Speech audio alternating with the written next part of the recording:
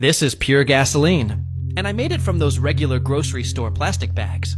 Plastic bags are basically polyethylene, a giant polymer made of long chains of hydrocarbons. These molecules, made only of carbon and hydrogen, are the foundation of many everyday products. What we're going to do is take these massive plastic macromolecules and break them down into smaller pieces. This process is called cracking. Gasoline itself isn't a single substance. It's a mix of smaller hydrocarbons, typically with chains of 4 to 12 carbon atoms. Of course, we can't just throw a plastic bag straight into a pot.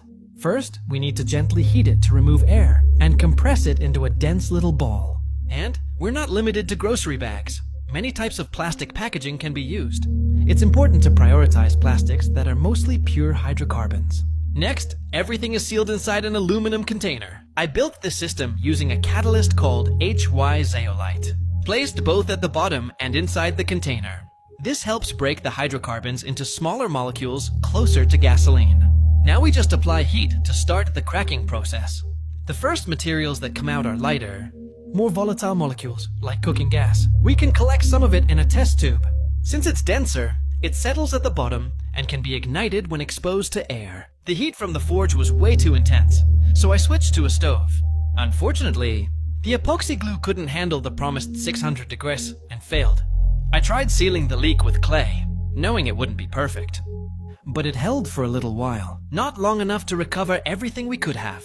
If this had been properly built with steel, we could have produced liters of this liquid from that amount of plastic. Just to show you, this is how I tried to stop the leak, and this is the final condition of the setup.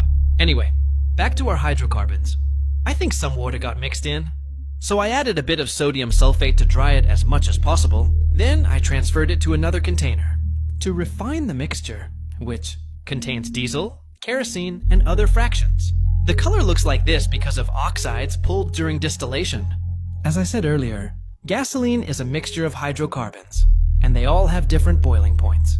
So we collect gasoline within a specific temperature range, roughly between 30 degrees C and 200 degrees C. Any vapor within that range is collected on the other side of the system. What remains are heavier molecules, mainly diesel and kerosene. And finally, the gasoline is ready.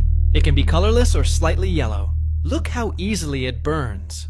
And take a look at what's left on the other side. It's thicker and more viscous, since those molecules are larger and heavier.